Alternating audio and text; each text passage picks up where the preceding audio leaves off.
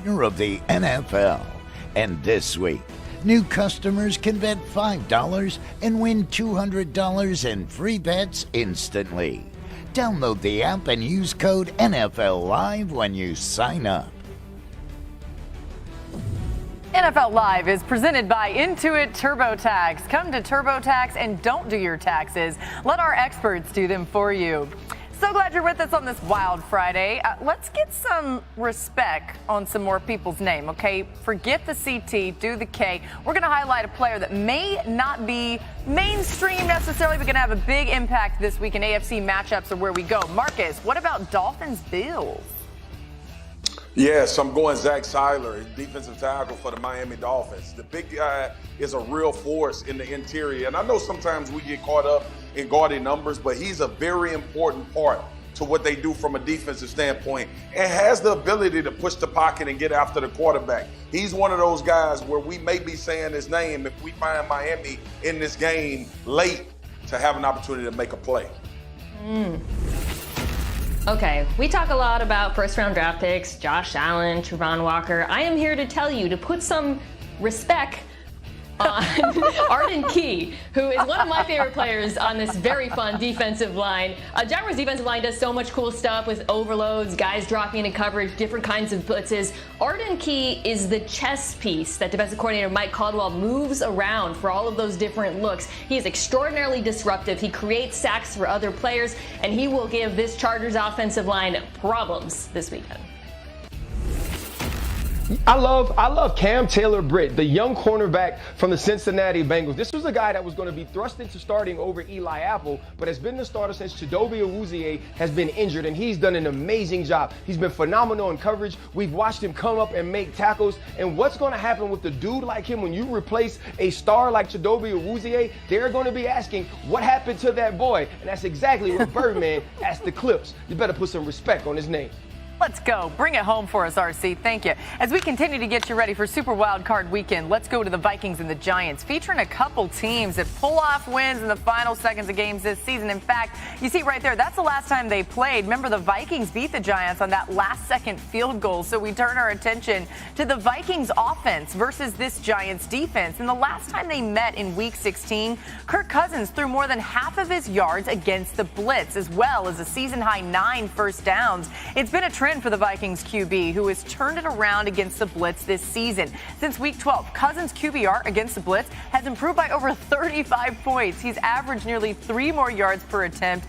The Giants defense finished this season with the highest blitz rate in the league. We know they love to do it. So, RC, you think the Giants should pull back on the blitz this time against Cousins?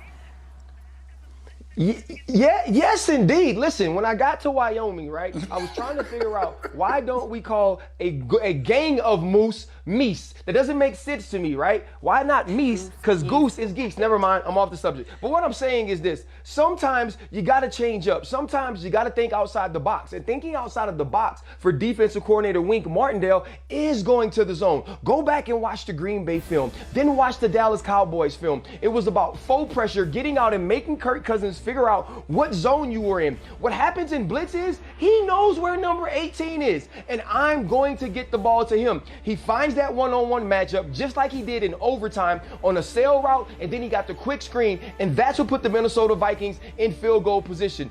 Faux pressure, show pressure, but no pressure. If you're a Wink Martindale, you have to be smart and check the tendencies. I'm looking at 4 people in this game. I'm looking at the defensive front for the New York Giants. They can actually win this football game for the New York Giants if they are all on the same page. To RC's point, if you don't have to commit guys to blitz, and even though we know Wink Martindale would do it from time in and time out, if these 4-man rush between Dexter Lawrence and obviously all of these guys up front, Kayvon Thibodeau, Leonard, Ojulari, all of these guys need to have a meeting this week and say, guys, if we are going to advance in the playoffs, it will be the defensive line that will be the difference. And I'm not just talking about stopping the run. I'm not just talking about getting after the passer. I'm also talking about when you run screen game with Dalvin Cook. They have to be in the mix. They have to identify what Minnesota is trying to do to them and let the back end be able to play free and commit the most guys that they can in order to defend these pass catchers. And we may be sitting here with a different result than most of America thinks. I think we are all in agreement that it really starts up front for New York, because I've been trying to puzzle out how the Giants can not only contain Justin Jefferson, but also TJ Hawkinson. That was such a problem for them last time these teams played, because even if you're able to contain Justin Jefferson, as some teams have done, whether that's pressing him, giving your cornerback safety help, TJ Hawkinson is a problem, especially for a Giants defense that's been the second worst in the NFL at stopping tight ends in terms of EPA per play. The last time these teams played, Hawkinson had 16 targets. Woo! He got 13 of them. If he approximates that in this game, it's hard for me to see the Vikings not putting up more points on the board. Oh, that's great. All right, so we're going to see all of our picks at once, and that's because there are three of us here on the Vikings. One of us picking the Giants. Marcus, quickly, why?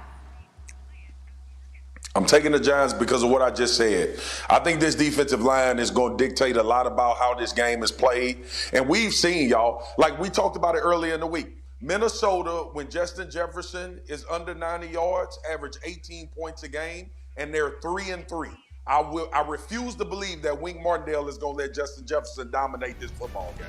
Ed Werder with the Cowboys, Jenna Lane with the Bucks. He got us covered all week in the lead up to this game. Ed, take it away. What's the latest there? Yeah, Laura, even as his interception total increases, Dak Prescott's confidence never seems to waver. Even as he approaches what he acknowledged a short time ago outside the Cowboys locker room is a playoff game against Tom Brady and the Bucs that's more important than any of the 4 other postseason games he started. And that's not only because Prescott's 1-3 in playoff games, the same record as predecessor Tony Romo at this point in his career, but because the Cowboys quarterback is the first in NFL history to tie for the league lead in interceptions while missing 5 games.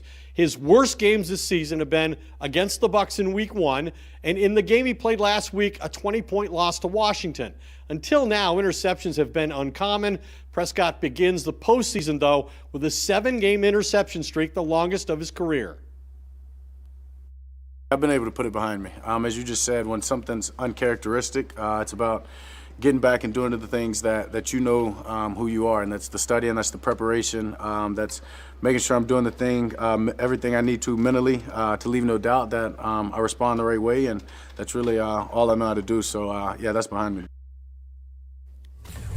While talking to teammates Ezekiel Elliott, CeeDee Lamb, Zach Martin, there's nothing but the highest level of confidence in Prescott. When I asked Elliott about it, he said, when you put in all the work and leave nothing to doubt, there's no reason for you to lose confidence. You built that through continuous repetition, through continuous hard work. He said, I know he's ready. And as for Prescott, he's not intimidated in the least by the magnitude of the game or nervous about the potential for this 12-win season to come to an abrupt end, saying you've got to love being in games like this, and if you don't, this league and this sport, this isn't the place for you. For the latest on Tom Brady and the Bucs, here's Jenna Lane. Thanks, Ed. Bucs inside linebacker Levante David wrote on the team's dry erase board inside their locker room, new season, 1-0.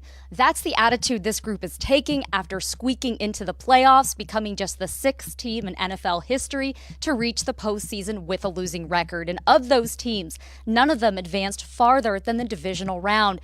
But of course, getting to the divisional round means they must first have to go through the Dallas Cowboys. Here's what quarterback Tom Brady had to say today about facing the Cowboys. It's not the best team that wins, it's a team that plays the best wins. So it doesn't matter, I was a part of a team that won every game until the Super Bowl, and we didn't play the best that day and we lost. And, you don't end up reaching your goals. So I've been on the other end of it where I was a big underdog my first year starting against the Rams, and we played better than they did that day. But that's all that matters. That's what single elimination's all about. You got to be at your best in that moment. And one could argue that no one has been better in those moments than Brady, particularly in crunch time. In 5 of the team's 8 victories this year, the Bucs were either tied or trailing in the fourth quarter. And I asked safety Logan Ryan about that, and he, of course, was Brady's teammate for 4 seasons in New England.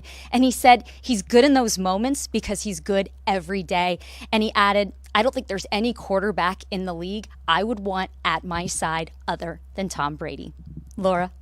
Yeah, Jenna, when you think about Tom Brady's bio, and clutch has got to be in there somewhere. Thanks to Jenna and Ed for joining us here. We'll see you guys in Tampa Bay in just a couple days.